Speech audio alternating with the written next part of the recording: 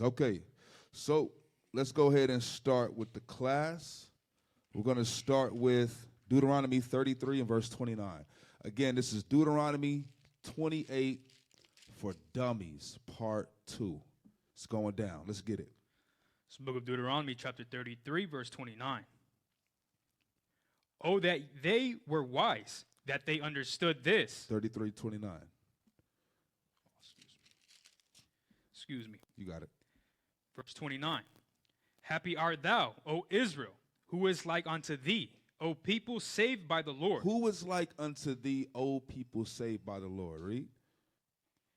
The shield of thy help, and who is the sword of thy excellency. Mm-hmm. And thine enemies shall be found liars unto thee. Our enemies, the Lord said that our enemies will be found liars unto us. So we're going to find out, we're going to peel back these layers, all these different lies that our enemies have been saying. Read that part again, our enemies. And thine enemies shall be found liars unto thee. Read. And thou shalt tread upon their high places. Right. So tonight is going to be a night where we're peeling back the layers, going into Deuteronomy 28, and dispelling all of the lies that is told about Deuteronomy 28. Give me 1 Corinthians 1 and verse 19. Because people of this world tend to think that their big words and their smooth speech and the philosophies and institutions that were created in the world today, especially westernized institutions, they believe that we're much more smarter than you. We're smarter than the people that put this Bible together.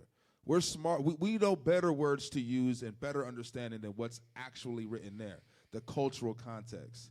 All right? And that seems to jack a lot of people up. So read that. 1 Corinthians chapter 1, verse 19.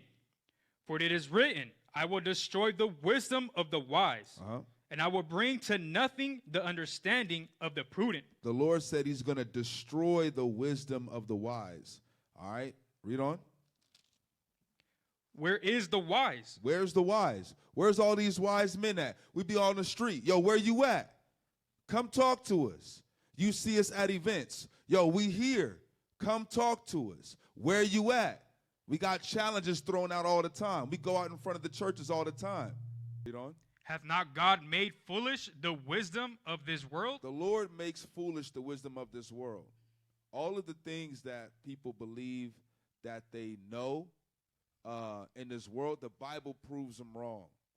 The Bible's been proving people wrong for ages. Why? Because there's wisdom in the scriptures. There's wisdom in keeping God's commandments. And whatever highfalutin institution you went to, it does not compare, it doesn't pale in comparison to what's in this Bible.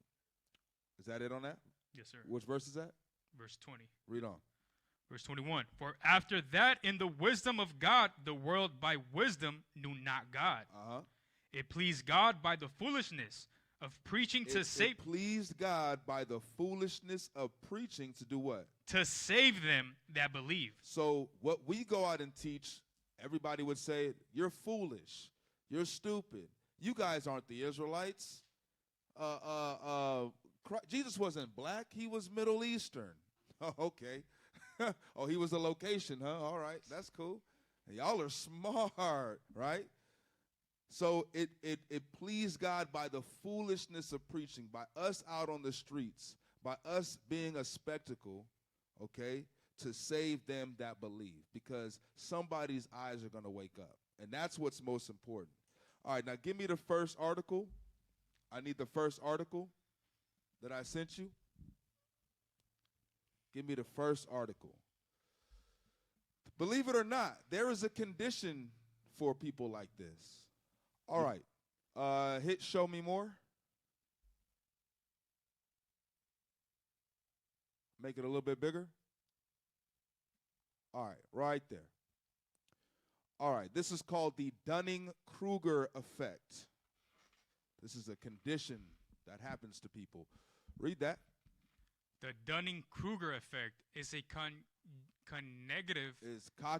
cognitive bias that occurs when someone with limited knowledge or skill in a certain area overestimates their abilities. This is when people who have a limited ability in something or limited knowledge, they overestimate, meaning they think they're smarter than what they really are.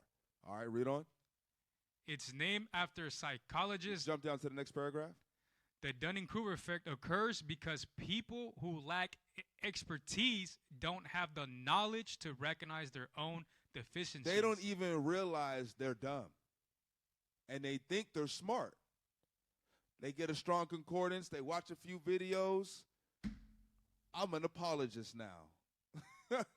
They don't even realize how wrong they actually are. Read. This leads them to overrate their knowledge and performance. So even after a discussion, they be like, oh, I smoked those Israelites. Bruh, you got destroyed. In denial. Yeah, you're in denial. Denial is a river in Egypt, bruh. You know what I'm saying? You like one of those. They like one of those people that get in a fight and they get beat up and they get up and they be like, "You good? You good? What you mean I'm good, bro? Are you good? You just got smoked right now." Go ahead.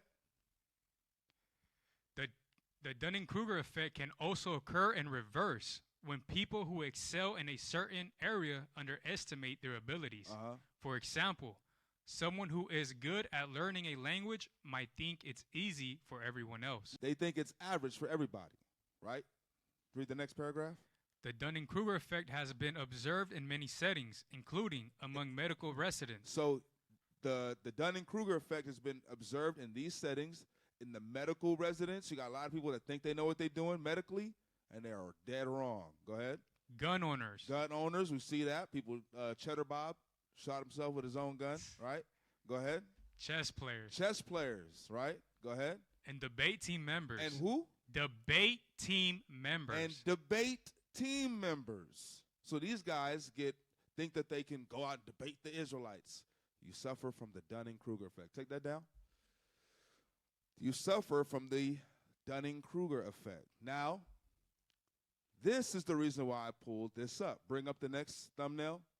Because this individual believes that he's making flawless victories and bringing out vital information. You got the next one? This guy right here. He says, it's over. It's over. 5 fatal flaws of the transatlantic slave doctrine. So he goes through and he tries to, quote unquote, debunk the Israelites and debunk our understanding. But it's okay. We had the part 1 last week where we went over some things. I'm going to do a quick refresher and we're going to jump into part 2. All right? Just a quick refresher. Take that down, please. I hate that face. I'm sorry. Edit that out. Fix your face. Yeah. His face need to be fixed. All right. So now let's, the first thing he brought out was the boils of Egypt, okay? And we dealt with that. Now, let me ask the audience really quick. Who remembers, well, let's read the scripture. Deuteronomy, I'm pointing over there. Deuteronomy 28:27. This book of Deuteronomy, chapter 28, verse 27. Read. The Lord will smite thee with the botch of Egypt. So the botch of Egypt is the same as the boils of Egypt, right? The boils and stuff like that. Let me ask, who remembers what the botch of Egypt was? Who remembers? Online? Let me see people online. Who remembers? Okay, we got Soldier Jehiah. Smallpox? Yes. The botch of Egypt was smallpox. This is how we know. Now give me the image I sent you. Very good, soldier. He's paying attention. Give me the image. This is how we know that the botch of Egypt was, or the boils of Egypt was smallpox or any other type of pox type disease that would cause scabbing and things like that. Read that. Origin of smallpox. The origin of smallpox is unknown. The finding of smallpox-like rashes on Egyptian mummies suggests that smallpox has existed for at least 3,000 years. So there were smallpox rashes on Egyptian mummies. Read the one to the side. Traces of smallpox pustules.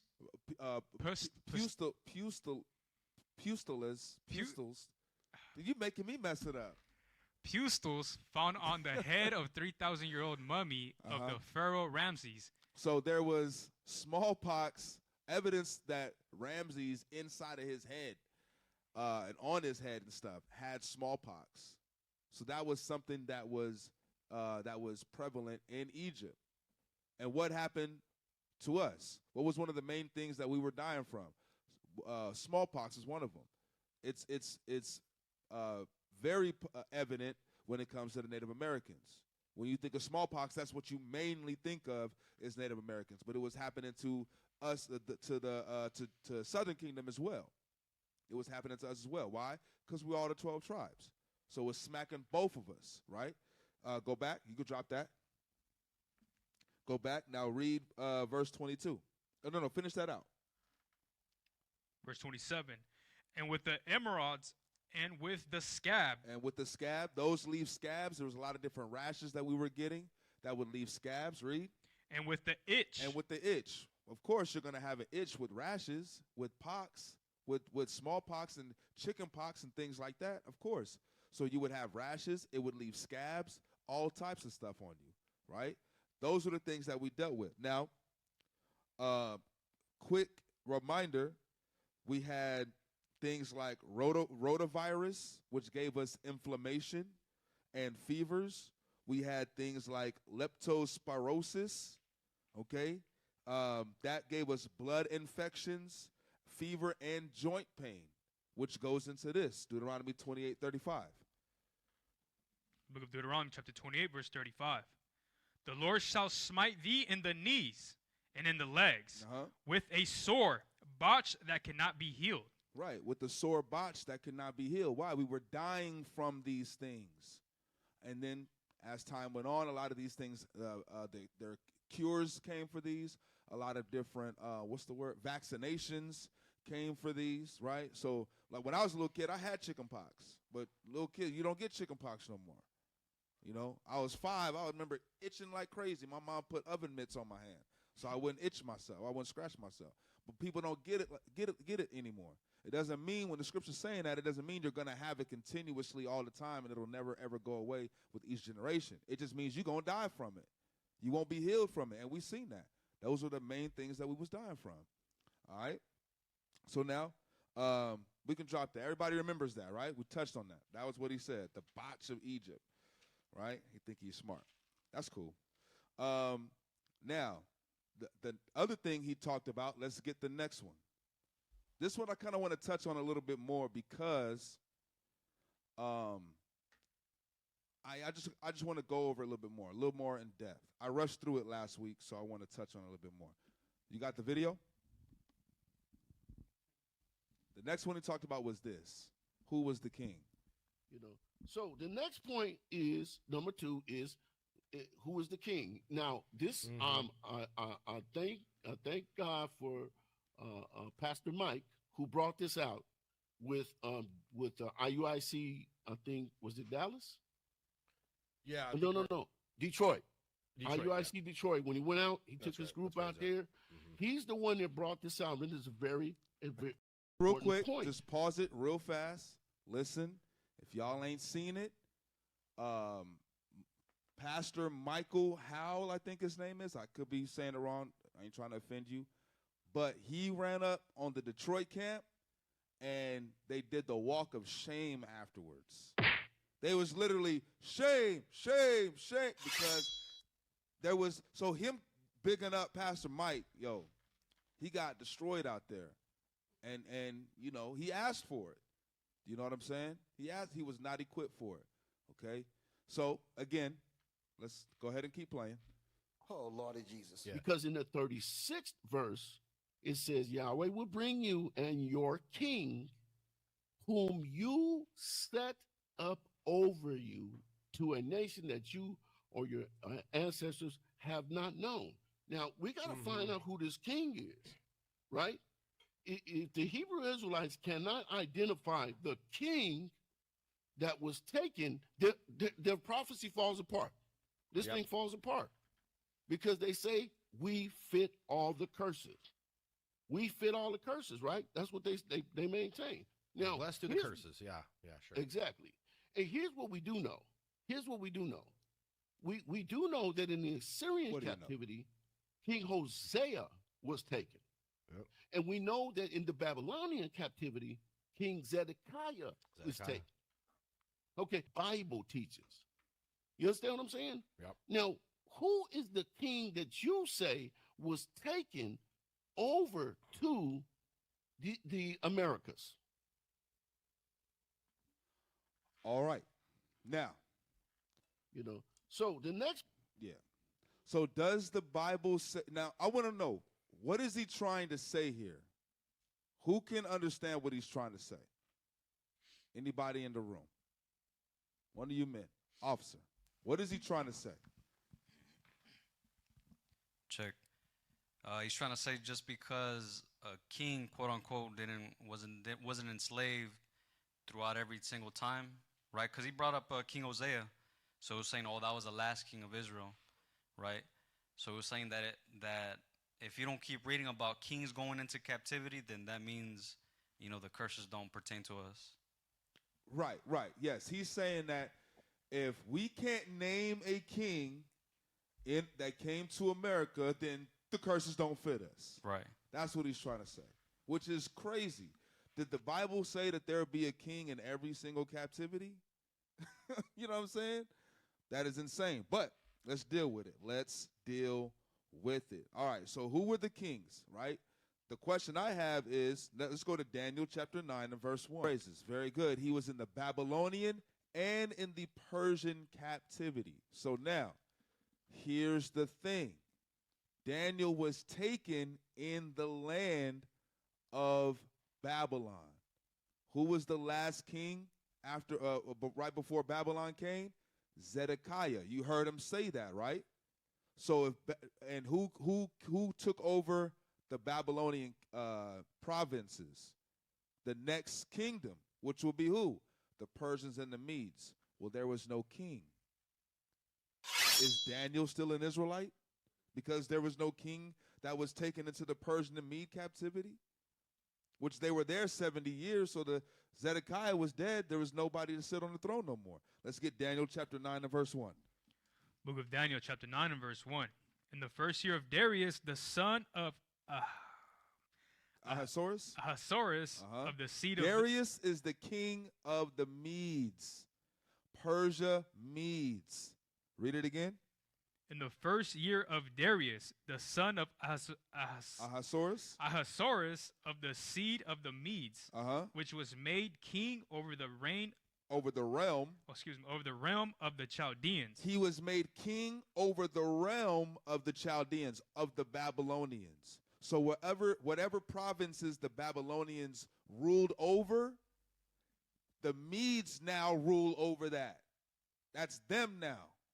And whoever lives in those places, they are now captive to the Persians now. Y'all understand? Y'all following? All right, jump to verse 11. Verse 11. Now let's see what happened when they're in the Persian captivity. Read. Yea, all Israel have transgressed thy law, even by departing, that they might not obey thy voice. Therefore, the curse is poured upon us. Wait, what? The curse is poured upon us. Was verse 36, was the curse of the king going into captivity poured upon him at that time? No. Are they still Israelites? Yes. Does this mean that every curse is going to hit him at the same time, all the time, every time? No. Because we're reading right here, in the Persian Mede captivity, there was no king there. Yet and still, Daniel is proclaiming that the curses were still upon them. Y'all understand? Does that make sense? Did I lose anybody with that? I ain't trying to lose nobody. Y'all, all right, read on. And the oath that is written in the law of Moses, the servant of God, because we have sinned against him. Read. And he hath confirmed his words, which he spake against us. He did what? Which he spake. No, he did what? And he what? And he hath confirmed his words. And he confirmed his words. So, if he confirmed all of his words, what does that mean? That means that the curses hit him. But again, did every curse hit him? No. So the qualifications that apologists try to put and say, you got to meet all of my criteria in order to be an Israelite. You suffer from Dunning-Kruger, sir. You suffer from the Dunning-Kruger effect tremendously. It's all in your frontal lobe. All in there. Because your criteria is not the Lord's criteria. Okay? Now, the curses, now let's go to now pull it up. Pull up the other one. Yes. Oh, let me say this real quick. Even in the Roman captivity, we didn't have a king. There was no king during the Roman captivity, right? You can take that down for right now. So, in the Roman captivity, who was the king that went into captivity with them, right? During the time of the Greeks, there was no king until later, which was who? Who knows who that king was during the time of the Greeks? Anybody? Online? Not in the beginning, towards the end, though. Anybody? Go ahead, officer. Check. The Maccabees. I'll give. Okay, you close. He was the son of one of them. He was one of the son? No, he was the son of one of them. Okay. Hand it over to the soldier. Was it John Hyrcanus? John Hyrcanus. John Hyrcanus, which started the Hasmonean dynasty. All right? Y'all could go and look that up. But in the Roman captivity, was there a king? No. Herod was king, but he was made procurator. Somebody placed him there. He wasn't our king like, hey, yeah, we want. No. You know what I'm saying? It wasn't like that. So, but we had no king during that time of the Roman captivity. So why does it have to be we have to have a king in every kingdom, in every place that we was at? There was chiefs, there was rulers, there was government set up. Now we're gonna read about one. Read that. We're not gonna read the whole thing. I just want the title. Read that. The story of Taki, the Ghanaian king who led a slave rebellion in Jamaica in 1760. So he was a king in Ghana, okay? And he got taken to Jamaica. He was a king, all right? He was taken to Jamaica. The only difference between us and our brothers in Jamaica, Haiti, Brazil, and everywhere else is a boat stop. That's it. That's the only difference between us. So he's our people, and he was a king taken into slavery. Now drop that. Remember, it says he was a king in Ghana. All right? Bring up the first map. Just touching over the who was our kings, because I want y'all to really get this. The first map. You got it? Ghana is in the is what's called the Gold Coast. Ooh, there it is. Zoom in. Zoom in, zoom in, zoom in, zoom in to the left. Go over. Now go down just a bit. Down just a bit. Okay. Right where it says, you see where it says Gold Coast? You see where it says yes, right there. The Gold Coast.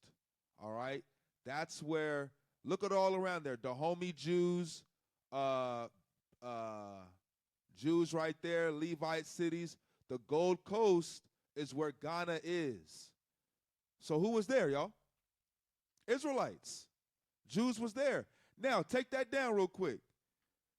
In case you think we made that up, I got the book right here. I had to order it. This book is $9,000. Hit the bomb! Online. Look how big that book is. The page, now I'm going to go to the page. Page 257. I don't know, one of y'all can zoom in on this. Here's the page right here. This is it. This is the book with the page. Maybe not. It's good. Don't worry about it. We good. So just in case you think it's fake, it's not. I did not go to and buy a bunch of printing paper and staple this all together just to just to put that in there. No. All right? That book is $9,000 online. Don't ask me how I got it. All right? We ain't going to talk about it. Bring the picture back up, though.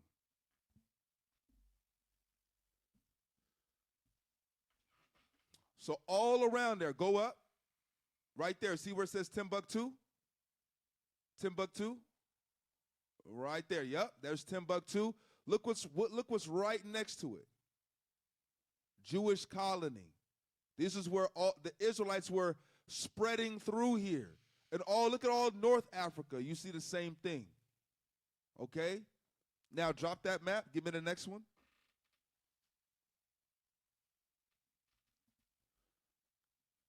So this is what happened. This is from another book.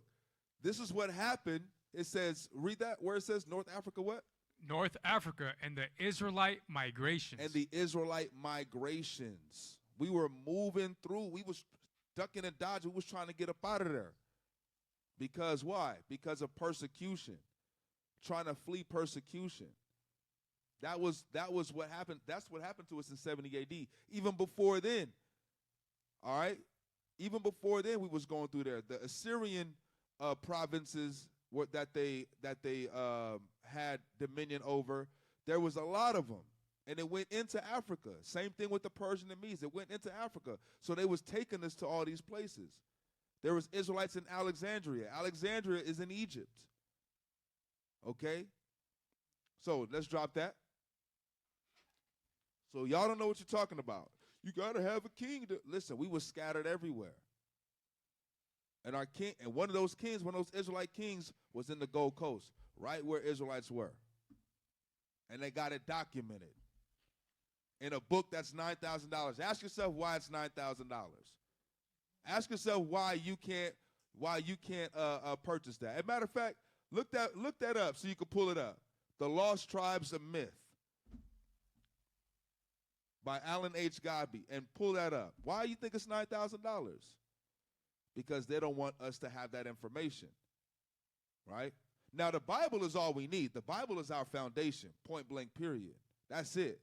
We really don't need nothing else. However, Esau will tell on himself, and they love to document things. You know, they got an IRS. You know, they like to go and check your papers, make sure they want to do audits on you, right? So they document everything. So rest assured, they will document what they did to us, where we were, what we were originally called, all those things is documented. All right? There it is, right there. Look. Oh, there it is. How much is it? How much? Oh, zoom in. Zoom in. I said 9. My bad. That was a year ago. How much is this book? $18,500. Okay, now listen. I want to ask yourself why. Why is this book so much? Yeah. Everybody's mouth is open, gaped. What? Ain't that crazy? Now, look, I got it. Don't ask me where I got it from. You know what I'm saying? Don't ask me where I got it from. Now, you got 18 G's on the table right now. That's Huh? right. You got 18 G's on the table. I got 18 G's on the table? Dang. He's in the cult. He gets a check. Okay, whatever. All right, let's drop that. Give me Africa being the next, not the next picture, but the Africa being book. You know which one I want? It has the red lettering on the cover? That's the one I want. We almost moved on from this. We're going to move along. Go ahead. This book is called what? Africa, being an accurate description of the regions of Egypt, Barbary? Barbary, Libya, and Don't Beladula. even worry about it, brother. Go ahead. All right, the land of Negroes, Guinea, Ethiopia, and the Abyssines. Abyssines. Right. It's all the land of Africa or the land of Ham. That's what it's going into. Okay? This is talking about the continent of Africa. Let's get the next page. I just want the first part. Now, this is going to be, you want me to read it? It's going to be difficult. Yes, sir. Okay.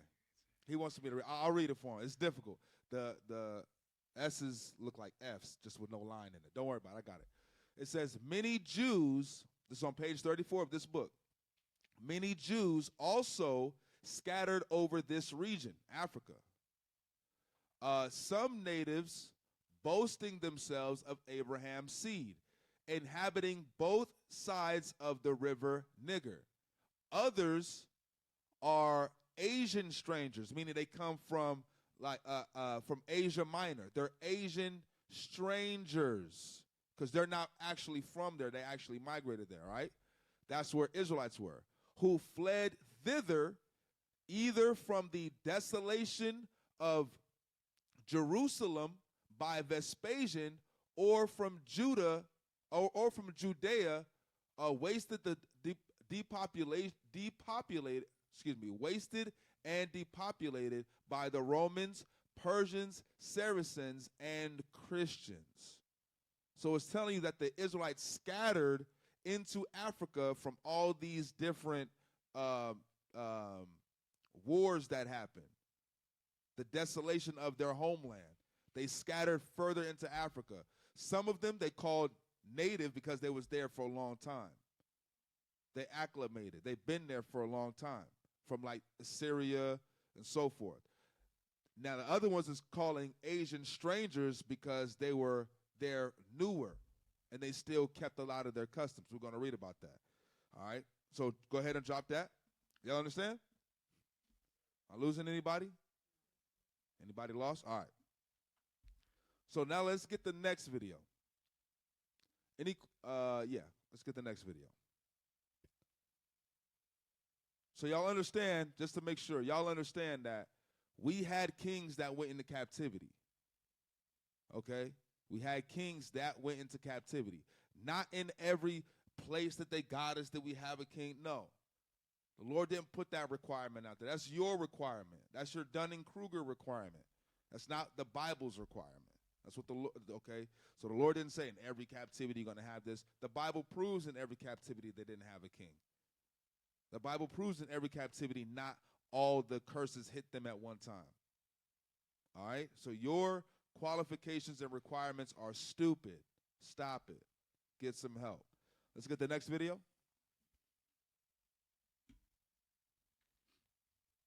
My point number 4, and this has got to be the biggest point of all of it. Is where is the promised land? Where's it at? Okay. Where's the promised land? Because of what the scriptures say. This is why this is important. And the Lord, is verse 63, and the Lord took delight in doing you good and multiplying you. So the Lord will take delight in bringing ruin upon you and destroying you. It says, and you shall be plucked off the land that you are entering to take possession of. The same thing it says in verse 21. You will be plucked off the land that you're entering to take possession of. So that's specific. So if we're going to make the transatlantic slave trade, if we're going to say that the Deuteronomy 28 is talking about the transatlantic slave trade, what we have to do is we have to say that where they came from was the land that they were going to take possession of. Okay. Mm-hmm. So then how do we do that? How So- do so- we so- identify that? We look in the scriptures. Right. Because in Genesis 15, All right, stop it. His voice gets on my nerves. All right, so y'all understand what he's trying to say? Y'all don't understand what he's trying to say? All right, get the next video. I'm going to show you what he's trying to say right here. This is what he's trying to say in this next video. Let's see if y'all get it with this one. Play that. look like. This is what the promised land is, according to scripture. So in order to make the transatlantic slave trade fit into Deuteronomy 28, you have to show me the records that said that the slaves that came over to America came from here. Pause it. Yeah. Pause it. Y'all see that? Y'all see what he's trying to say? He's saying, the Lord's going to put you in this land, and you'll be plucked off the land. So in order for you to be considered Israelites, the transatlantic slave trade had to happen from here and nowhere else. How stupid are you, sir? Dumb, right? Very dumb. But again, Dunning-Krueger, he think he got it. He like, ooh, I'm cooking with grease right now. I'm cooking right now. He think he cooking. All right, it's death in a pot. Read the scripture. That's what it is. It's death in a pot is what you're cooking. Go back. Or was that the end of the video? Okay. Play the rest of it. That's Can a you do wild that? one. Can Well, you then do you- that? Rewrite history, of course. They're historical revisionists. Yeah, absolutely. Very creative. Sometimes. Yes, and as a matter of fact, I'm gonna show you something right now. I'm gonna show something right now. We have records, man. This is another thing. When you start making claims about history, we can look stuff up, man. You. All right, yeah, that's why I wanted to play. We could look stuff up, man. We could, what have you looked up? What in the hell have you looked up? Because you ain't looked up nothing that's relevant or of any significance. You haven't. Here's the thing. When you're doing research or you have a thought in your mind like, hey, I think this means that, or this is going into this, I believe that what I'm thinking is correct. What you need to do is you need to challenge your thought.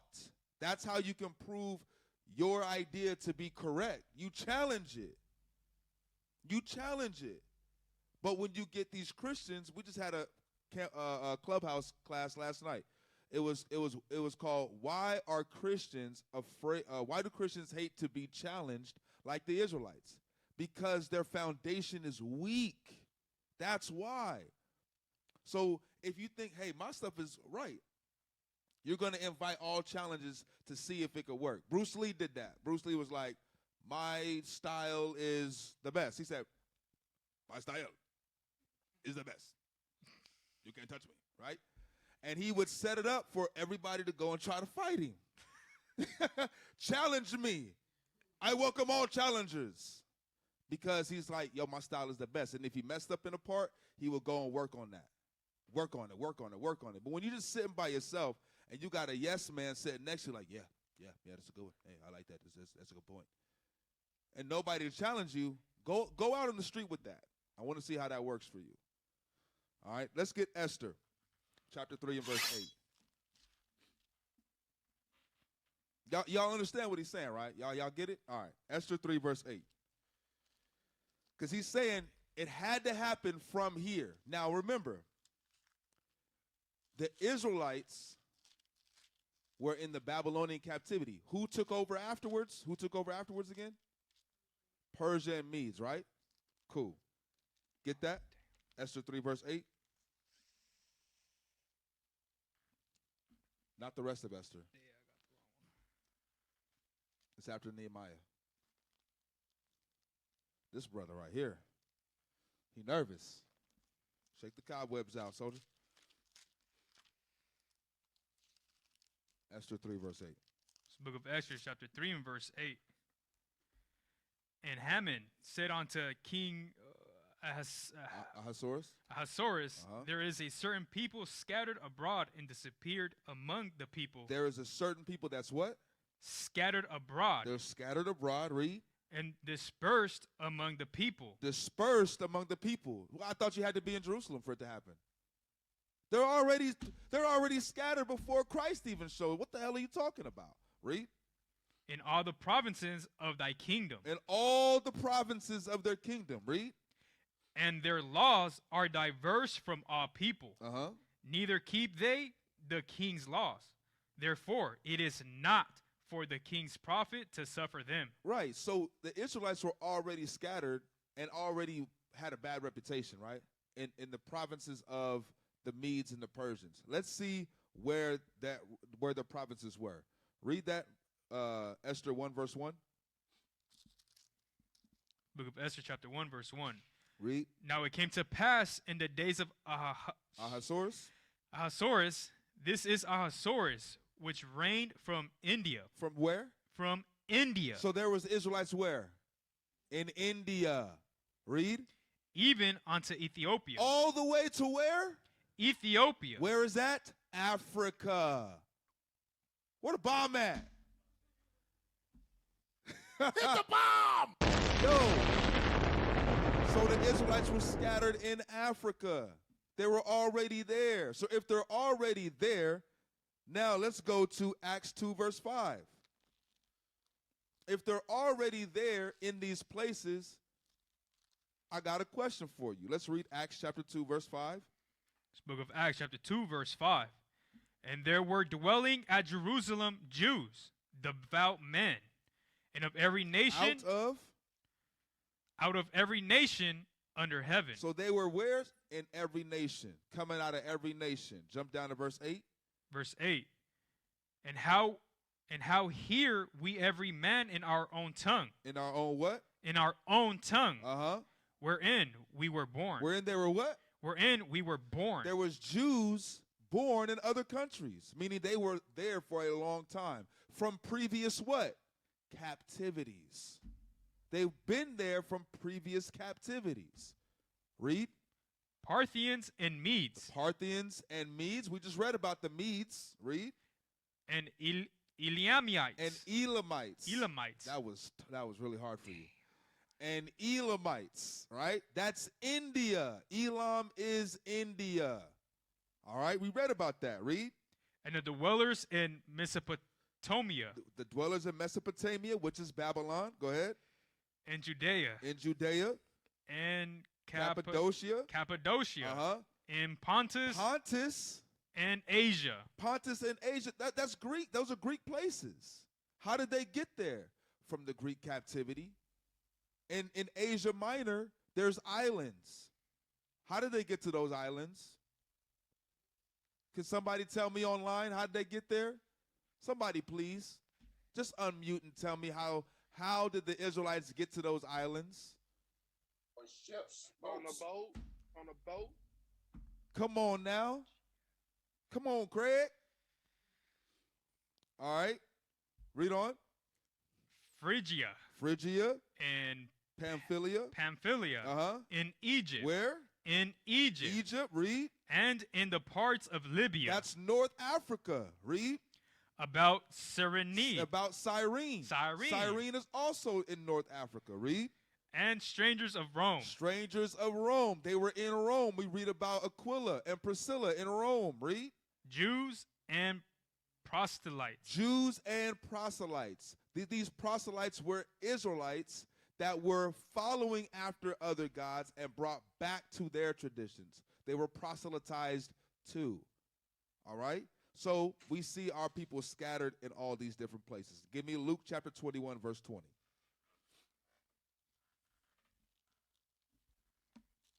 Luke 21, verse 20. This book of Luke, chapter 21, verse 20. And when ye shall see Jerusalem compassed with armies, then know that the desolation thereof is nigh. Uh-huh. Then let them which are in Judea flee to the mountains. Those mountains was Africa. We saw the maps where they went to. That was the closest mountain range. Go ahead. And let them which are in the midst of it depart out. Uh-huh. And let not them that are in the countries enter thereinto. This is speaking about 70 AD. Now, mind you, when Christ said this, it took like another 40 years for this to occur, for this to happen. So, our people were already scattered. We read that in Acts. Acts chapter 2 is right after Christ ascended into heaven. So, if we're already scattered among the people in 70 AD, what would happen even further? Let's read. For these be the days of vengeance, that all things which are written may be fulfilled. Read. But woe unto them that are with child, and to them that give suck in those days. For there shall be great distress in the land, and wrath upon this people. Read. And they shall fall by the edge of the sword. We're going to fall by the edge of the sword. And shall be led away captive into all nations. So wait a minute. If the Lord told us, get out of Judea and don't come here, how do we end up in all nations? We weren't in the land. We weren't in the land when we were taken into all nations. Christ told you we weren't going to be in the land when this happened. We was going to be taken out of, he said, yo, get out. It's going to be bad. It's going to be all bad. People dying. So what do? We scatter. We jammed up out of there. Then he said, when this is happening to you, read it again from 24 again. And they shall fall by the edge of the sword, and shall be led away captives into all nations. We're going to be led away captive into all nations after we've already fled up out of there. Hit the bomb! We flee and we scatter and we getting the hell up out of there. We already got Israelites in Pamphylia and Phrygia and Elam and Mesopotamia and Asia Minor. Guess what? This was going to happen to them too. They weren't going to be in the land. That's a stupid idea and a thought that popped into your head. Hey, I heard this once before. Don't hold in your farts because they travel up your spine and settle in the brain, and that's where shitty ideas come from. For real. Woo! Edit that out. Sorry. All right. Now, let's go to Isaiah 11:11. I'm going to skip the rest of this. That was pretty funny. It's the book of Isaiah, chapter 11, verse 11. And it shall come to pass in that day that the Lord shall set his hand again the second time to recover the remnant of his people, which shall be left from Assyria. Where they're going to be left? From Assyria. Why? Because they were in the Assyrian captivity, and they're still there. They're in captivity there. Read. And from Egypt. Egypt. We just read about that. Our people are in Egypt. That's Africa. Read. And from Pathros. Pathros. Read. And from Cush. And from Cush. That's Ethiopia. We read that. That was the province from the Persian and the Medes. Read. And from Elam. And from Elam. Elam is who? Who remembers who Elam is? India. That's India. East India. Right? The ding-a-ding-a-ding-a-ding-a-ding-a-ding. Them. Right? Go ahead. And from Shinar. And from Shinar. Go ahead. And from Hamath. And from Hamath. These are places in Africa. Shinar, Mesopotamia. Go ahead. And from the islands of the sea. How did we get to the islands of the sea? Ships. These are the places of our captivities that we've been scattered to throughout time. Go ahead. And he shall set up an ensign for the nations, and shall assemble the outcast of Israel. Assemble the outcast of Israel. Why? Because we were scattered throughout the four corners. So this whole idea of it has to be from this place right here in order for it to work is a stupid idea. You got the book Hebrewisms of West Africa. I want that book real quick. Everybody understand how that idea is dumb? So listen, I'm going over this class, right? I'm doing this partially because I think it's really stupid what he's doing, but also people, when they start using big words and like having people like agree with him, it's easy to get caught up in that. Be like, I don't know. He kind of has a point.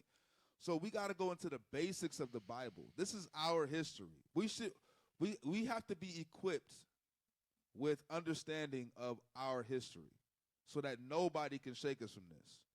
Right? That's what we have to. So that's the point of this class. You got that? Pull it up. Read that. Hebrewism of West Africa. This book is called Hebrewisms of West Africa. Go ahead, pull next page. Zoom in. I have this book, by the way. It's a good book. Huh? No, you just start.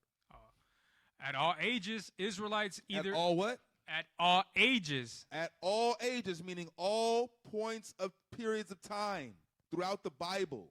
Read.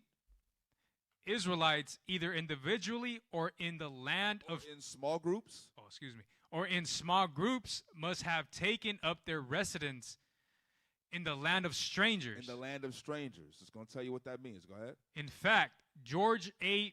Barton writes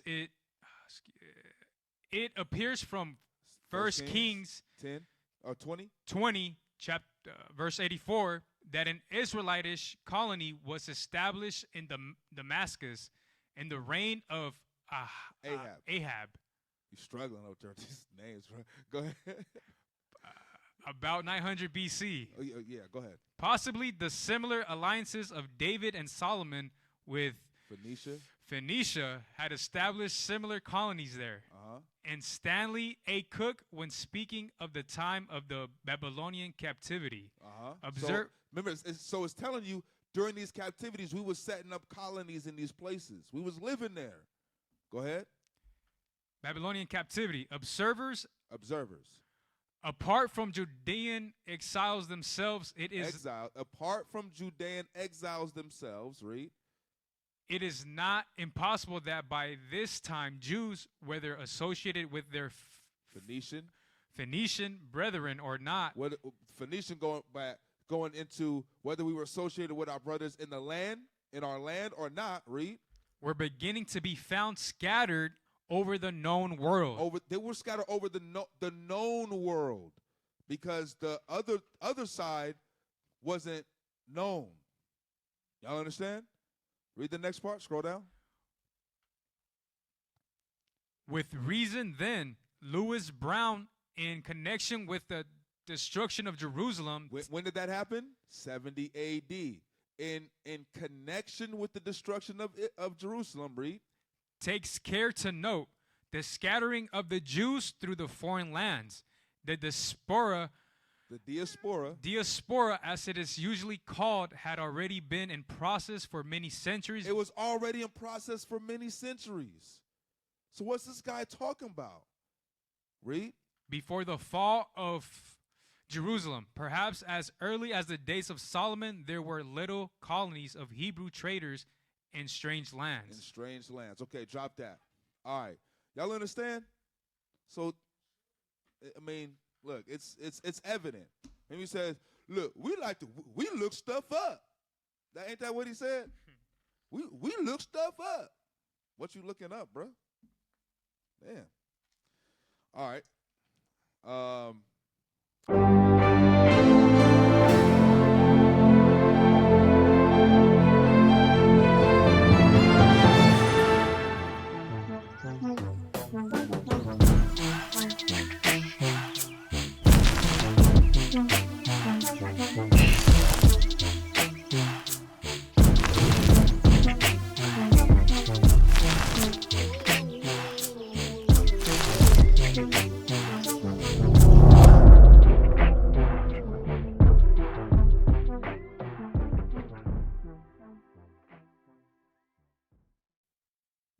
All right, give me the next book, Annals of Literature. All right, this is a good book to get. I've had this book for quite some time. Check out the information in this book. Go ahead. Pull it up. All right. The Critical Review, or Annals of Literature. Okay. Now, read the date down at the bottom. 1783. 1783. 1783. All right. Let's go ahead. Now, we're not going to read all of this, but read the blue. Pope Nicholas V is in that famous bull by which he granted the unknown world. A bull is an edict. All right? A bull is an edict. All right? In that famous bull where he granted what? The new world to what? Well, by which he granted the unknown world to the Portuguese and Spaniards. To the Portuguese and Spaniards. Read. Especially permitted and ordered the Christians to reduce all infidels into slavery. So the unknown world at that time that they're talking about was North and South America. That's what he was talking about. The unknown world. So all those people that were there, they would be called infidels, and they were to be put into slavery. Read on. In order zealously executed by both their nations. Both these nations. Oh, these nations. Yes, remember the I was doing good. Yeah, you was doing all right. I was doing good. Yeah, you was doing all right. I jumped down to the pink one. Since it has been carried on by Europeans, this slave trade has undergone but few great changes. So remember, this is during 1783. So it's documenting the stuff that has been going on right here. Read. Professor, let me to the next pink one. No, yes, no, keep reading. Okay. Professor Springle. Professor Sprinkle divided the history of the Negro trade carried on by the Christians into two. Scroll down.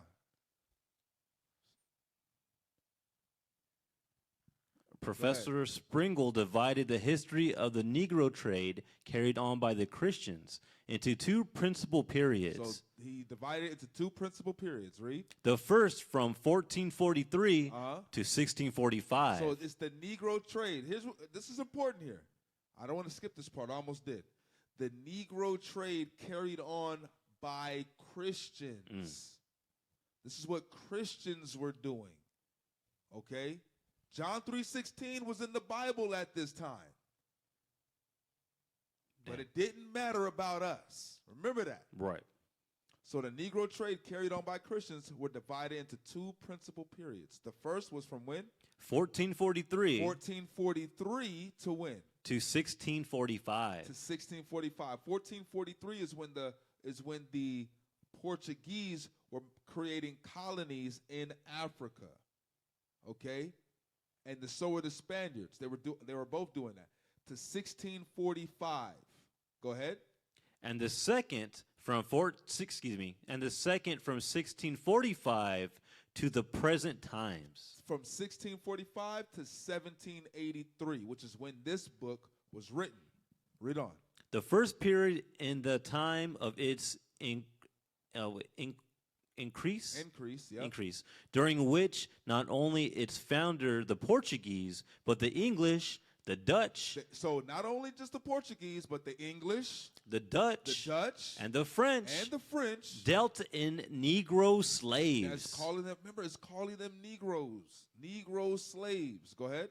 Though chiefly for the use and consumption of the Spaniards, and the sugar and tobacco plantations in the Brazils. In the Brazils. That is going to play a major part right there in the Brazils when we get further on. All right?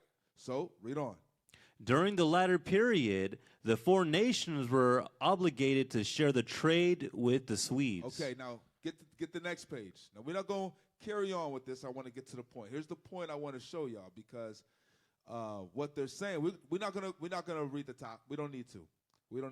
Let's go down to the pink. So I want to make sure that I'm showing this, all right, because I just wanted to show you guys the part where the Pope declared it, and when we were taken into slavery and captivity, and when the Christians were doing this, and there was all these different nations, all right. So now, when did that slave trade begin? In 1443 is when they started it, when he divided it into two principal periods. All right, Negro slavery. Read that.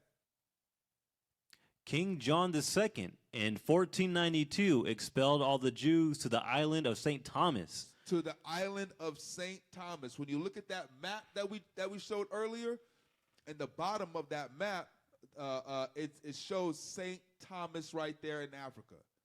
Okay, so we were sent to St. Thomas. The Jews from Portugal were expelled to St. Thomas, an island that's on the west coast of Africa. Off the Gold Coast. Off the Gold Coast. How do we get there? Ships. Read on. Which had been discovered in 1471.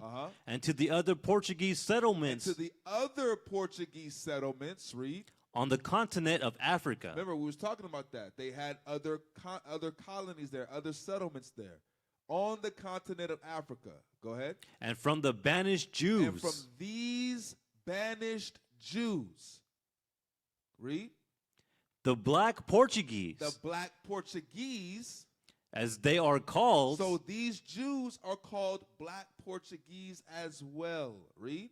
And the Jews in Longo. The Jews in Loango, which is also in Africa. Read.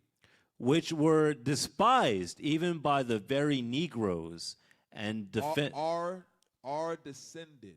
And are descended. No, not and. Oh, excuse me. Who are despised even by the very Negroes are descended. Right, I know that's difficult. But who are despised even by the very Negroes are descended, meaning these Jews descend from these Negroes that were already there. And so they weren't getting along. That's why they were despised by them. They were the same people, but from different backgrounds, from different cultures, because of after the destruction of Jerusalem, they all spread out. And over time, they're not the same anymore. They're not kin to one another anymore like they used to be, of the same mind. So they despised each other. Okay? But it says are descended, meaning they descend from them. Now jump down to these Negroes. These Negroes were also called what? Jews. Then these Negroes are those Jews, are those black Portuguese, because they descend from them. These Negroes in these places, read. These Negroes were purchasing. Were purchased. These Jews were purchased. That's going to play another part too. That's going to play a big part later on in this class. These Jews were purchased. Read. In Guinea. In Guinea. Congo. Mani Congo. And the colonies. And the colonists. Colonists had plantations furnished with from 150 to 3,000 Negro slaves. So that's how many Negro slaves they had, Jews that they had. Now let's get to the point. Let's get the very next page. We went from page 140 to 141. Now, I'm sorry, 141, 142. Now we're on page 143. This is the very next page. Who are those Negroes? Jews. It's already been established. The context hasn't changed in this book. It's still talking about the same thing. Read that. He also deserved well of the commerce of America. The commerce of America. By procuring by his remonstrances that the Negro slaves, also the Jews, who before, like all other necessaries, had been sent from Seville. So these Negroes were sent from Seville. Where's Seville? Spain. Wait, the Spanish Inquisition of the what? Jews. Damn. Those Negroes are Jews. All right, read on.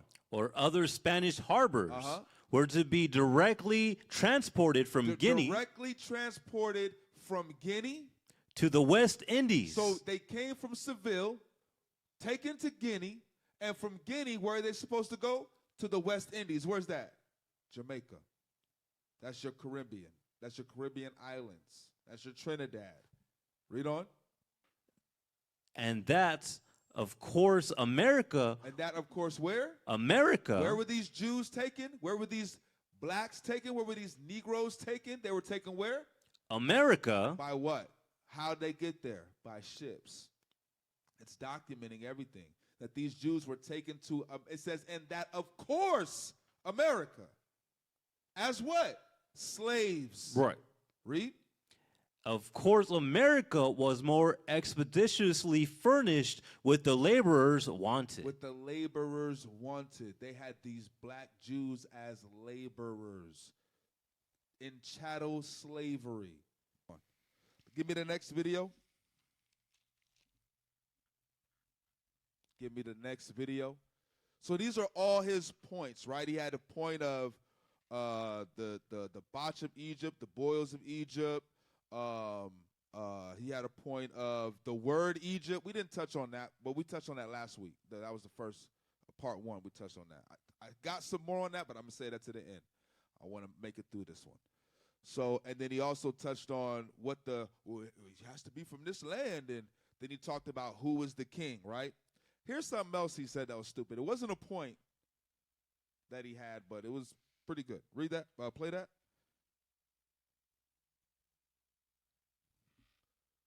Now, look at the 12.5 million. Pause that real quick. So he has this chart up that's going over. It says transatlantic slave trade destinations, right? I'm gonna show you how much he looks stuff up. Y'all gonna see. Y'all about to see how much I look stuff up. Play that. So that's how many was sold in transatlantic slave trade, and you see the distribution right there. Oddly enough, I thought this is interesting. Now I'm gonna ask you. You'll probably know about this. Is there any Brazilians on the 12 tribes chart? I think so. Brazilians? Yes. Let me hold on. Let me. I don't know. Let me put it. I'm going to my 12 tribes copy here. Because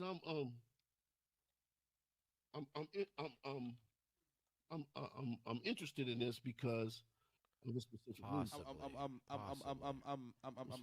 Let's go. Let's go over here. Let's see. Okay, let me share my screen. Brazilians, no. We got Argentina and Chile. This is IUIC's chart, by the way, because I like the extra Isaiah. They're 11, using 11 our standard chart. In the updated chart.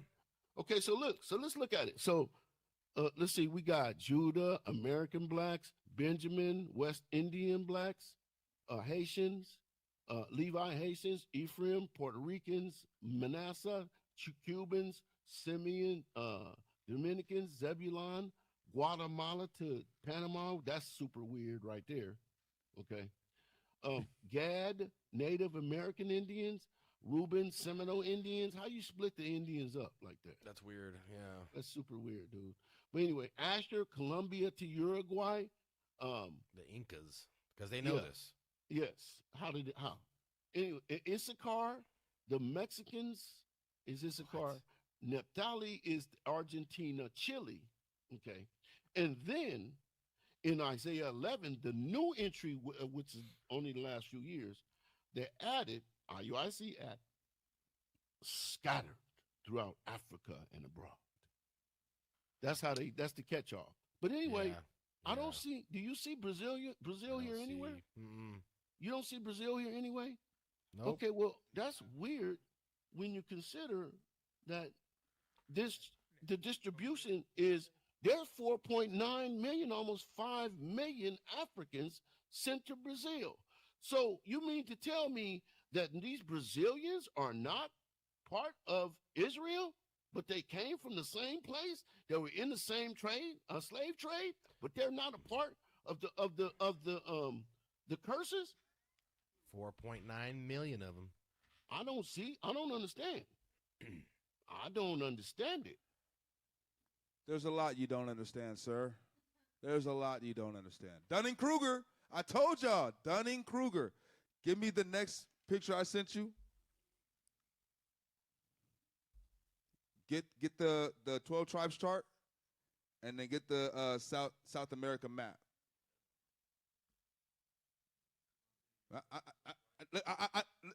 I know. Listen, I know. Like everybody's like, wait, what? This guy, how slow is he? Y'all good? You got the chart? Okay, let's zoom in really quick. Yo, what does Asher say? Colombia to Uruguay. Colombia to Uruguay. And everything in between. Yo, my man. Yo, pull up the map. Listen, Dunning-Krueger, man, I'm telling you, I find it interesting. It's the IUIC's map, by the way. Gotcha. Gotcha, nigga. Listen, Colombia to what? Uruguay. What's in between there? Brazil. Give me now the picture I sent you on the general. And if he's that, I do my research. All you got to do is do this. Pull it up. You got it? All you had to do is this. What does that say? IUIC Brazil. Oh, my God. Hit the bomb! I do my research. Dunning-Krueger. Now listen, this is not the poke at him, right? I'm telling you, this is all of them. All of them are this way. Believe me, no matter what facts they think they have, there's always holes in it. No matter how, and it's always they want to get you, they want to do a gotcha. They're so focused on that, they don't have a foundation of their own. So it's easy to just pull that rug up under and watch them fall. It's easy. Right? All right. By easy, I mean studying, learning, doing research, looking things up. It's simple to crush that. All right, you can drop that. All right. Now, going into this. Could bring up video 7. Y'all understand? Y'all following? Y'all following along? That literally said Colombia to Uruguay. And you're like, I find it interesting. They don't got Brazil on there. IUIC Brazil. Why you always lying? All right. Why are you always lying, bro? All right. Hey, shalom, y'all. Most High in Christ bless you. I am Officer Ophir, IUIC Bakersfield.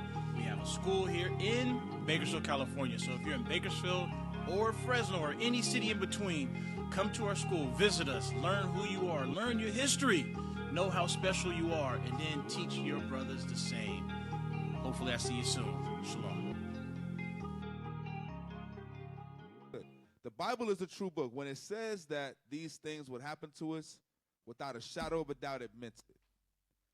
When it says that, verse 40 in Deuteronomy 28:46, that these curses will be upon us and our seed forever, you better believe that God meant that.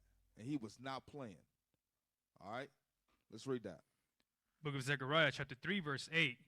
Hear now, O Joshua, the high priest. Zephaniah 3 and 8. My apologies. Zephaniah 3, verse 8.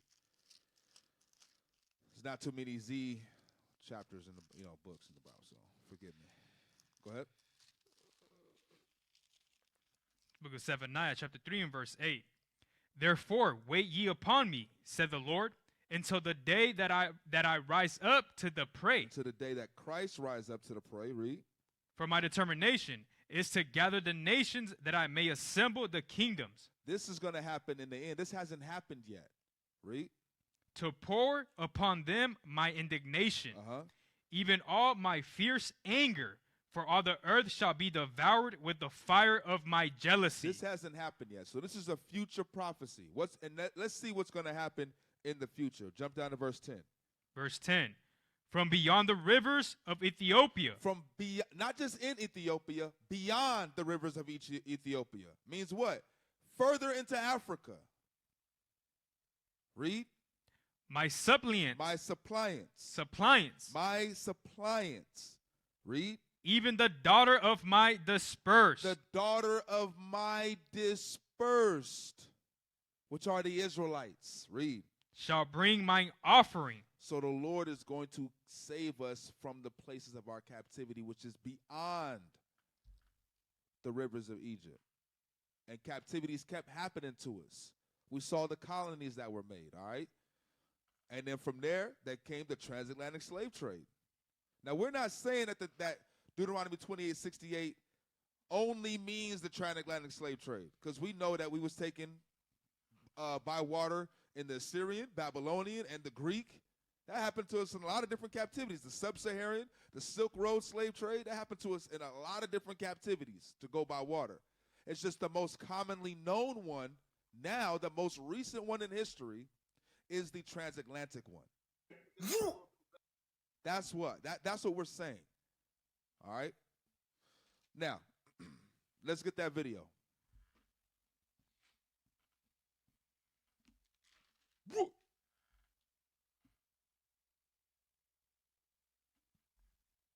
We got to talk about. So now we're gonna get to the my fifth point. My fifth and final point is we're gonna talk about these slave ships and no buyer. Now here's the breakdown. Here's the Deuteronomy 28:68. Here it is.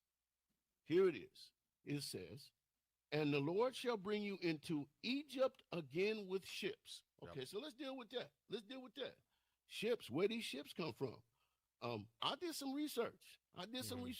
Stop. Here's what we see how he researches things, right? I did some research. Yeah, I did some research. Go ahead, play it. Finish playing. Here's what the scholars say about that. Okay, the IVP Old Testament commentary. This is what it says: Assyrian kings of the 7th century coerced their vassals. Stop, real fast. His research is commentary. Do y'all understand? His research being commentary is not research. It's number one, it's one-sided. You're not challenging that. And commentary means it's somebody else's opinion. What? Oh my God! That's not research, man. That's not research. Go ahead. Supplying troops with their military campaigns. One way then for Israelites to return to Egypt in ships would be in a Assyrian campaigns launched from the Phoenician coast, in which they were obliged to take part. Okay, stop that. Now, go back to the other video that I had. Y'all understand what he's saying? He's saying that there was no buyer. His point is slaves but no buyer. Okay, because in there, we don't have their version of the Bible, but Bishop Yawasop talked about it this past Sabbath. He read it out of their version. It says, "You will offer yourselves as slaves, but no one will purchase you." Like, so how does that fit you? He was like, "Please buy me, please buy me." Yo, oh my gosh, I almost fell out on the floor when he did that. Please buy me. Oh man, that was so funny. But that's what they're basically saying. Please. And they're like, pish tosh. We don't want you. You know? That's what they're trying to say. You got the next video? Oh, Officer Amos, you have your hand up?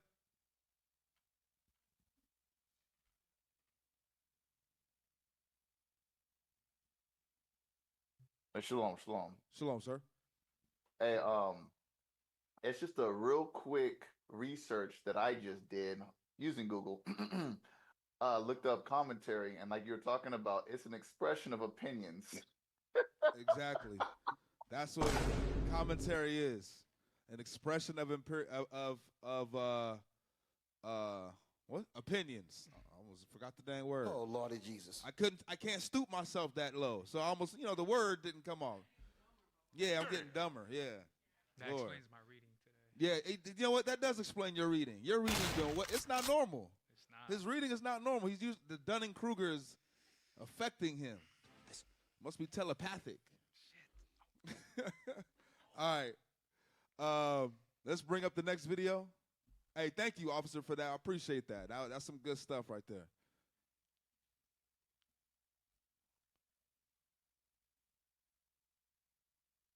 Go ahead, play that.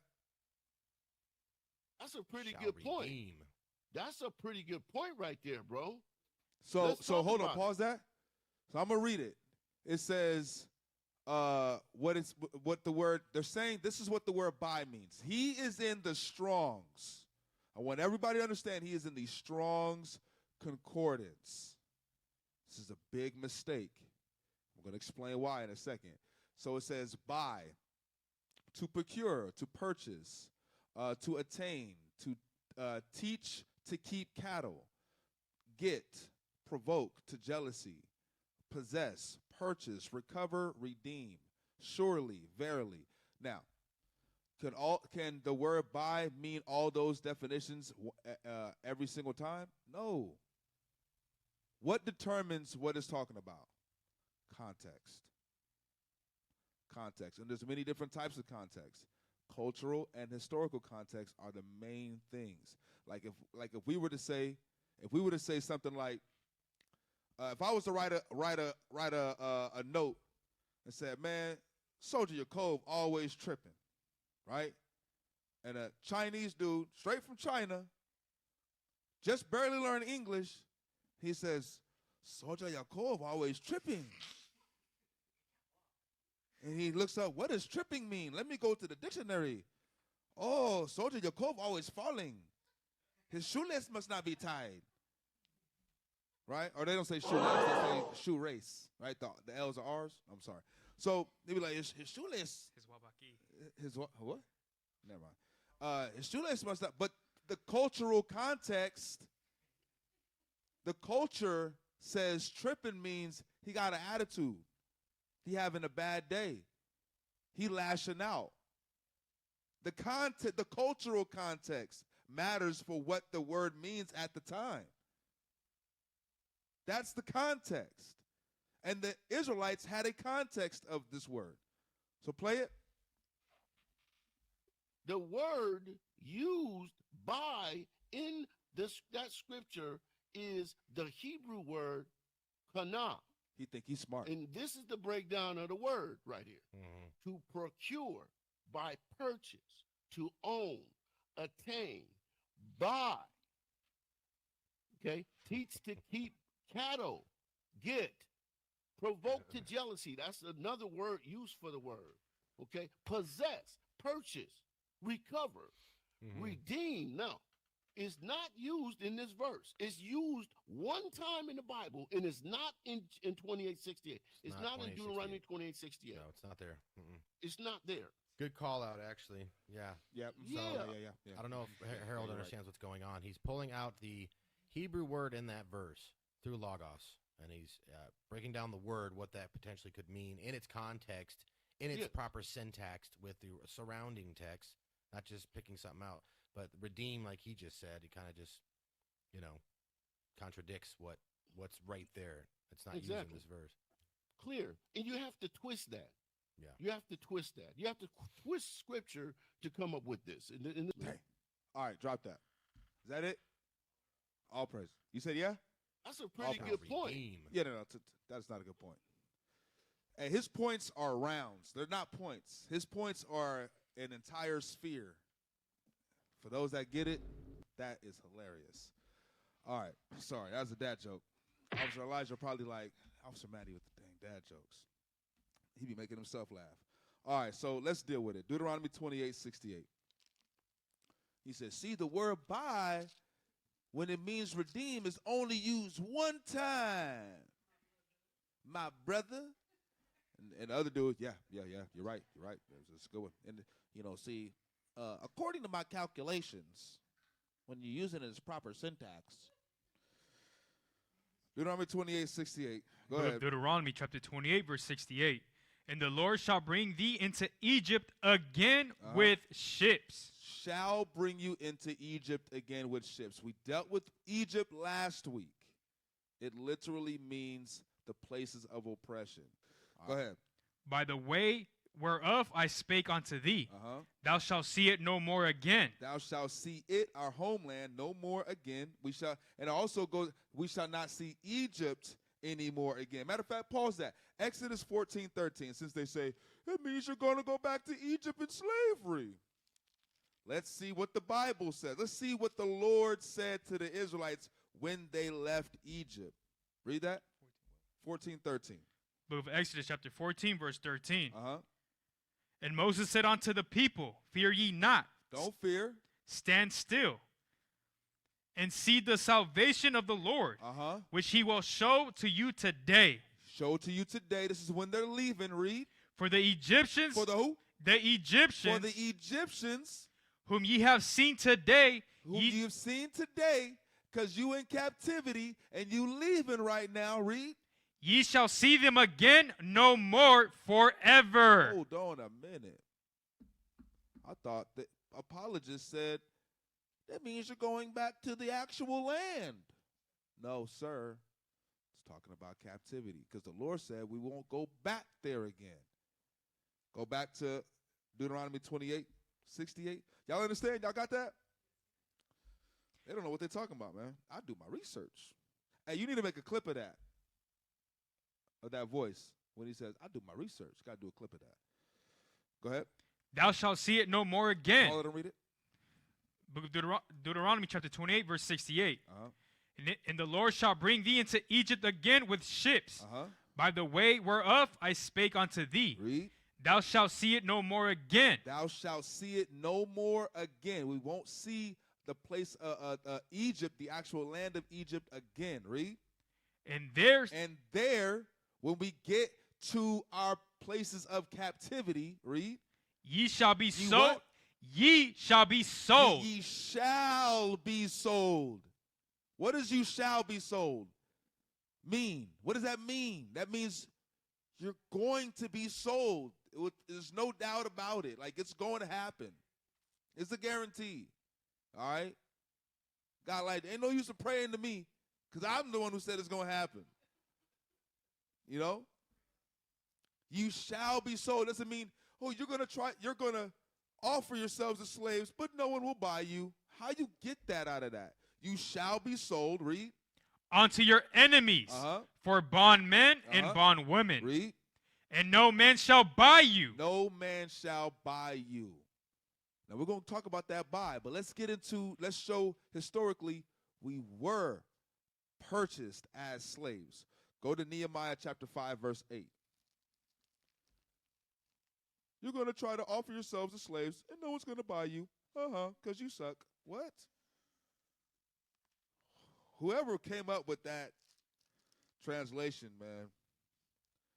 This is the book of Nehemiah, chapter 5, verse 8. That's a joke. That's a joke. And I said unto them, we, after our ability, have redeemed. Nehemiah 5 and 8? Yes, sir. It's the book of Nehemiah, chapter 5, verse 8. And I said unto them, we, after our ability, have redeemed our brethren. They did what? Redeemed our brethren. What did they do to their brethren? Redeemed their brethren.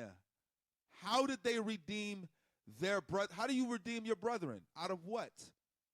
Out of slavery. Out of cap. We're going to talk about it, though. They redeemed their brethren. Read. The Jews, which were sold. Which were what? Which were sold. Which were what? Sold unto the heathen. Oh. So we were sold. But our brothers and our sisters came and did what? Bought us back. They bought our freedom. They redeemed us. What did he say? That word's only used one time. Bruh. Go ahead. And will ye even sell your brethren? So Nehemiah's like, are you gonna sell your brethren? You gonna sell them back into slavery? Go ahead. Or shall they be sold unto us? Then held they their peace and found nothing to answer. They couldn't say nothing. Go to 1 Maccabees 3, verse 41.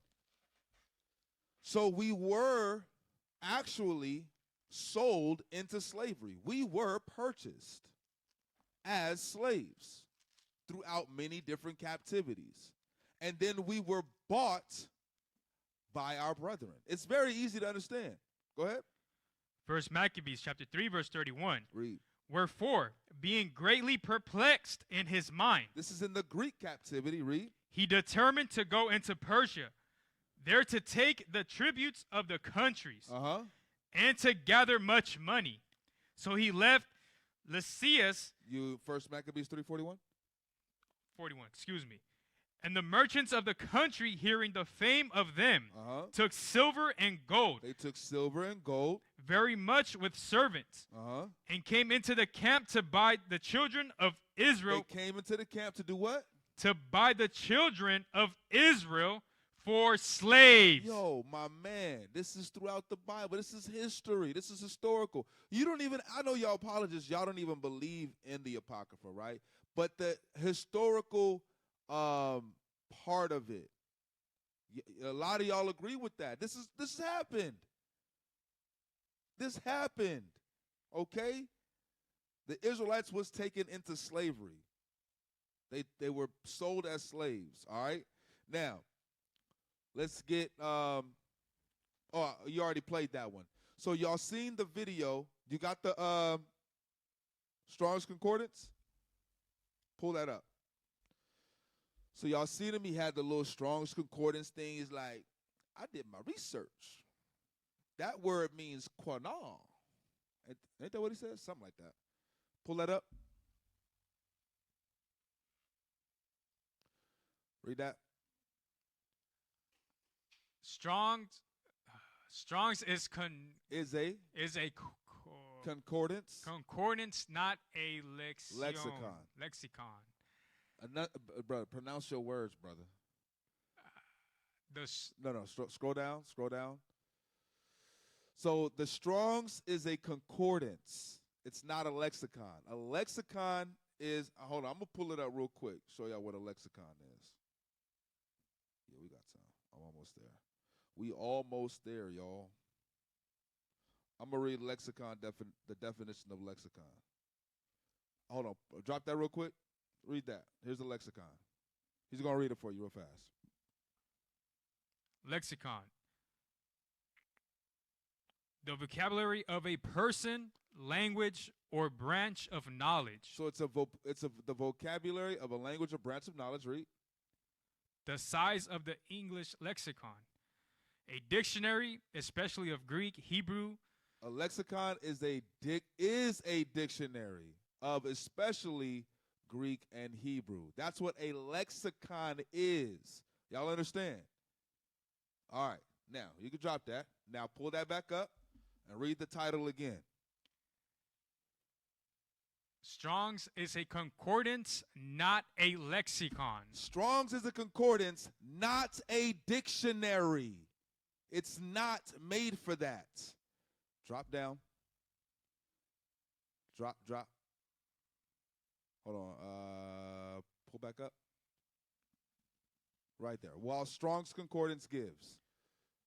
You got to move me out of the way. While Strong's Concordance gives a gloss for each lemma. It gives a gloss, like a glossary. A concordance gives a glossary. It has it in the back, right? You can find a word, and then it'll have the scriptures up under it where you can go find that word at, right? Go ahead. This is not the main purpose of this tool.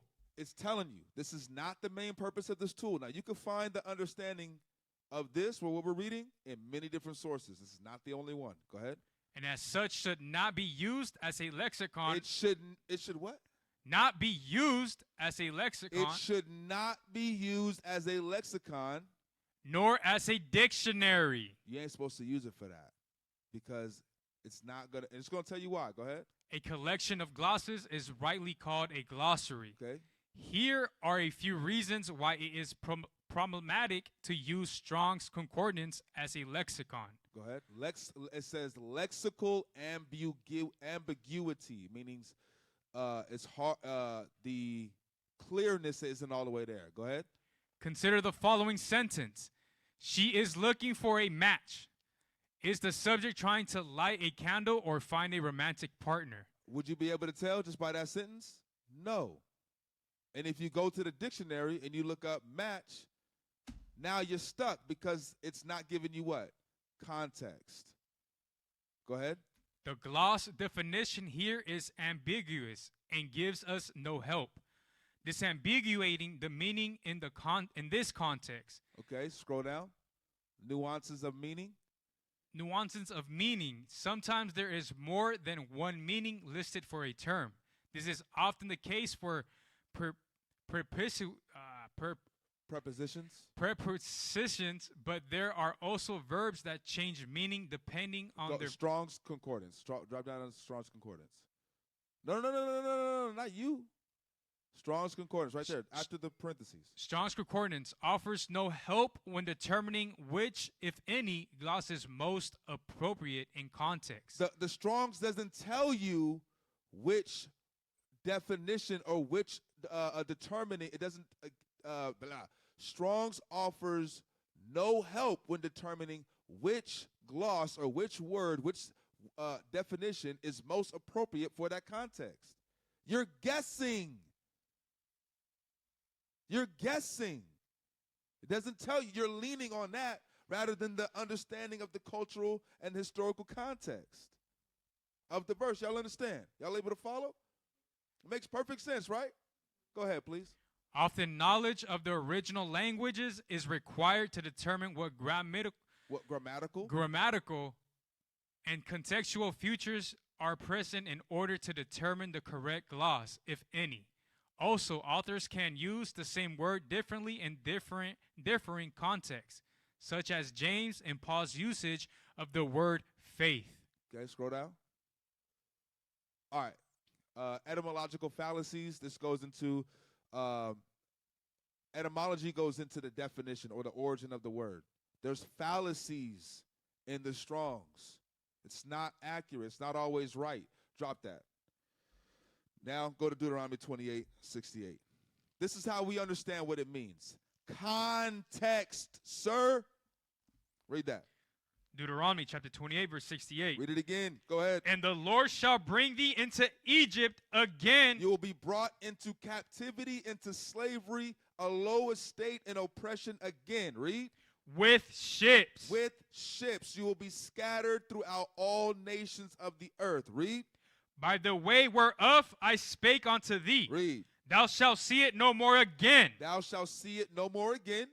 And there ye shall be sold unto your enemies. You will be sold unto your enemies, like the other scriptures that we read that proved we were sold unto our enemies. Read. For bondmen and bondwomen. And for bondmen and bondwomen. Read. And no man shall buy you. But no man shall be able to redeem you, opposite of what we read in Nehemiah 5 and 8. Now, jump up to verse 29. In the context of the curses. Read. Verse 29. And thou shalt grope at noonday. You will grope at noonday. Read. As the blind gropeth in darkness. And thou shalt not prosper in thy ways. Why won't you prosper? Because you will be in oppression. You will be in a low estate. You will be in spiritual Egypt. You will be sold as slaves. Read. And thou shalt be only oppressed. You will be only what? Oppressed. You will be in oppression. Read. And spoiled evermore. Because why? Because you're in slavery. Read. And no man shall save thee. And no man shall what? Save thee. It's saying it again. No man shall redeem you. No man shall buy you out of this captivity. No man shall save you. Let's get some more, since this is so difficult. This is cultural context, y'all. Deuteronomy 32, verse 6. Let's see what the Lord said, what he did with us out of Egypt. Deuteronomy 32, verse 6. Book of Deuteronomy, chapter 32, verse 6. This is in the same context of how these words are being used. Read. Do ye thus requite the Lord, O foolish people? O foolish people, read. And unwise? And unwise? Is not he thy father? Is not he thy father? Who? God. Is not God our father? Read. That hath bought thee? That did what? That hath bought thee? What did the Lord buy us from? Egypt, when we were in captivity. This is what he's talking about right here. We were redeemed. What's the word he used? Bought. That's the word he used. He used the word bought. Hit the bomb! Bought is past tense. What's the present tense of bought? Buy. It's only used once. Fix your face. Come on, man. Psalm 74, verse 2. This is again, y'all, cultural context. This makes sense. Read that. Book of Psalms, chapter 74 and verse 2. Read. Remember thy congregation. So David is saying, remember the congregation. Who's the congregation? Israel. Remember thy congregation. Read. Which thou hast purchased. Which thou hast what? Purchased. Which thou hast purchased. Of old. Of old. Just what we read in Deuteronomy 32 and 6. Read. The rod of thine inheritance. Uh-huh. Which thou hast redeemed. Purchased, redeemed. Read. This Mount Sion. Uh-huh. Wherein thou hast dwelt. Come on. Lift up thy feet unto thy. It? Yes, sir. Okay, you just going to the next verse? Yes, sir. Oh, no. Stay with me, brother. Come on now. Hey, look, this is easy. This is simple to understand. Buy means redeem, according to the cultural context. I can see how someone might get confused, but once you start reading it, like, no, according to their culture, it don't make sense the way that somebody else is breaking this down. All right? Let's get Exodus 15 and 13. Exodus 15 and 13. These liars, or our enemies, are being found liars right now. And if you're against God, you are our enemy. Even you may be of our people. If you are against the Lord, if you are against his people, if you are against keeping the commandments and the proper understanding, you are our enemy. So you're being found a liar right now. And the truth is being spread all over the world. The truth of God is coming out. The understanding of who God's people is going out all over the four corners of the earth. Read That's that. right. It's book of Exodus, chapter 15, verse 13. Read. Thou in thy mercy hast led forth the people which thou hast redeemed. Thou in God's mercy, he did what? Read it again. Thou in thy mercy hast led forth the people which thou hast redeemed. He led the people that he redeemed. Read. Thou hast guided them in thy strength unto thy holy habitation. Remember, he said he redeemed them. Out of where? Egypt. Read on. The people shall hear and be afraid. Now jump down to 16. Verse 16. Fear and dread shall fall upon them by the greatness of thine arm. Uh-huh. They shall be as still as a stone. Read. Till thy people pass over, O Lord. Till the people pass over, which thou hast purchased. Which thou hast what? Which thou hast purchased. It's repeating it again. Purchase, redeem, purchase, redeem, purchase, redeem. So what is purchase? It means buy. Bought. It's very simple. It's very easy to understand according to the context of them being in slavery. And he's saying, no man shall buy you, meaning no man will save you. No man will bring you out of that. This captivity, nobody will be able to do that to you, for you. Okay? Let's get Leviticus 25. Let's get the history on it.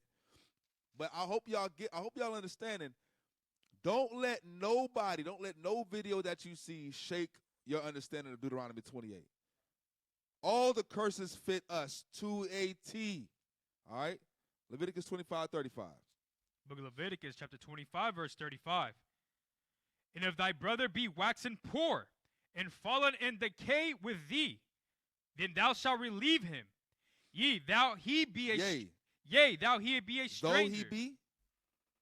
Though he be a stranger, or a sojourner, that he may live with thee. So our brother will be called what? A stranger or a sojourner. He's going to live with us at certain points in time. But he's called a stranger and a sojourner. Why? Because Judah had a land, Ephraim had a land, Naphtali had a land, Asher had a land, Benjamin had a land. So if there was famine in one place, if there's famine in Issachar come to Judah, does he live there? No, he's a stranger. How did he get there? He sojourned. So sojourner and stranger, they'll read it. It means non-Israelite. How can stranger mean non-Israelite? If I tell my kids never talk to strangers, I'm telling them don't talk to non-Israelites? Come on. How is that the damn definition? That don't even make no sense. You're putting your own opinion into what the definition is. You know what I'm saying? That don't make no sense. Kids never talk to strangers. Yes, Daddy, we won't talk to non-Israelites. Come on, man. It means people you don't know. They're not from here. They don't live with you. You know what I'm saying? That's what stranger means. Come on. Common sense, yo. All right. Now, let's go to verse 39. Verse 39. And if thy brother that dwelleth by thee be waxen poor, If your brother that be waxen poor dwell by you, read. and be sold unto thee, And be what? and be sold unto thee, If he sold unto you, read. thou shalt not compel him to serve as a bondservant. He won't be a bond servant. He's like, yo, he just works for me. Like if the soldier here had a business, you know, hey, yo, man, I can come work. I'm on hard times, bro. I can come work for you. Yeah, man, come on. I got you for right now. I'll find a place to fit you, but I can only do it for a couple months. Cool. I appreciate it. Go ahead. But as an hired servant and as a sojourner, he shall be with thee, and shall serve thee unto the year of Jubilee. He'll serve you to the year of Jubilee. That's 7 years. Then you got to let him go. But we're not getting into that. All right? Read on. And then shall he depart from thee. So after the Jubilee, he'll depart from you. Read. Both he and his children with him. So he and his children with him. And shall return unto his own family. Wait, I thought he was your brother. How is he returning to his own family when he's your brother? Because he's going back to his land. That's where he's going back to. He's going back to his tribal land. And he has his kids with him. Go ahead. And unto the possession of his fathers shall... That's how we know it is. The possession of his fathers. His inheritance. The land that they inherited as a tribe. Read. Shall he return. Okay, y'all get that? Okay, now read, if he's comes to be a servant to you, don't work him as a bond servant. He's not a bond servant. All right? Jump to verse 47. Watch this. Verse 47. We almost done. And if a sojourner or stranger wax rich by thee, and thy brother that dwelleth by him wax poor, and sell himself unto the stranger. So this is talking about who? Your brother. Because your brother's he's not going to serve as a bond servant. How can he wax rich if he's a bond servant? No, that's not talking about the bond servant. This is talking about your brother. Context, y'all. All right? Read it again. Y'all understand that, right? Okay, go ahead. And if a sojourner or stranger wax rich by thee, and thy brother that dwelleth by him wax poor, and sell himself unto the stranger or sojourner by thee, or to the stock of the stranger's family. After that, after he did that, read. He is sold, he may be redeemed. He may be what? He may be redeemed. He may be redeemed out of that. Go ahead. Again, one of his brethren may redeem. One of his brethren may redeem him. Read. Either his uncle or his uncle's son may redeem him, or any that is nigh of kin unto him of his family may redeem him. So what was the culture of our people if you had to go serve as a servant to somebody? Yo, I gotta work for you. The culture is somebody can buy you out of that. So when you're saying the redeem goes into buy, purchase. We've already read all the synonyms that say the same thing. So culturally, what God is saying in Deuteronomy 28:68, you're going to go into this captivity, but this time you won't be redeemed. You won't be bought. They understood that as a culture. Like we understand you tripping as a culture. You know what I'm saying? Like we understand, man, that's bad as a culture. We're not saying that you're bad. Shame. Ooh, that's a bad jacket. Boy, you sharper than a tack. We say those things, right? We know what we're talking about. That's culturally. That's the meaning, is the culture. What we're saying. Sharper than a tack means he's dressed nice. Okay? Hit the bomb! Finish it out. Or if he be able, he may redeem himself. If he's able to get the money, he can redeem himself. He can buy himself out of that. Okay, before the year of Jubilee. All right? Now, let's drop that.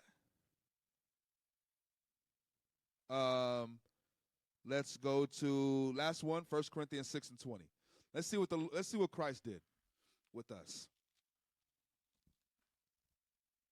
Let's see what Christ did with us. It's the book of 1 Corinthians chapter 6 and verse 20. Watch what Christ did. For ye are bought with a price. Wait a minute. What are we, y'all? Didn't Christ die on the cross and buy us with a price? What does that bought mean? Redeemed. Go ahead. Therefore, glorify God in your body and in your spirit. And to prove that bought means redeemed, 1 Peter 1, verse 18. We were bought with a price.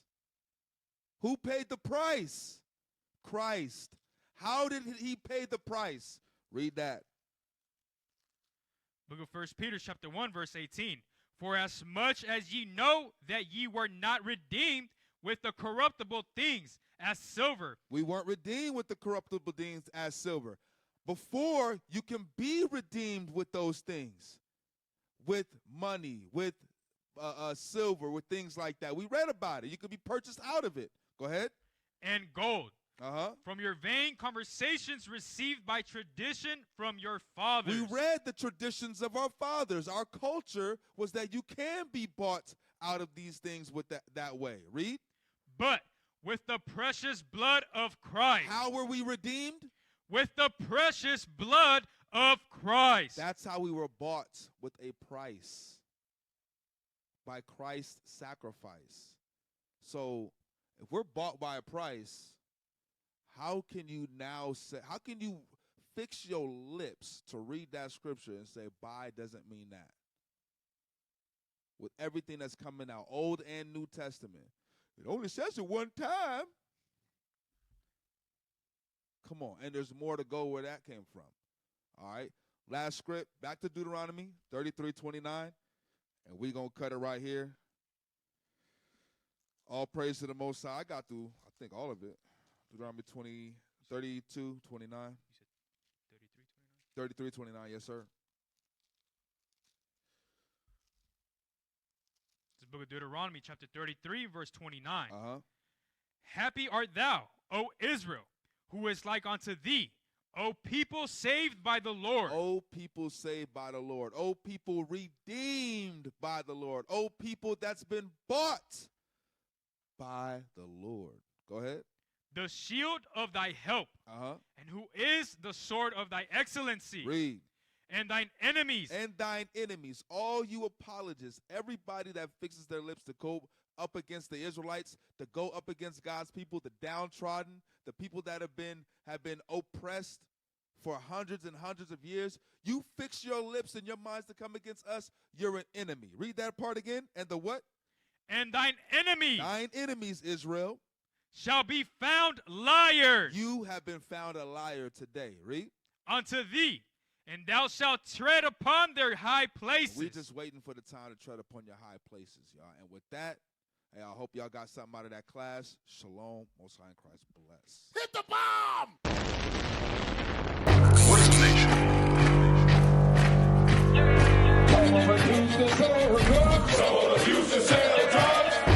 Nation is men leading by example.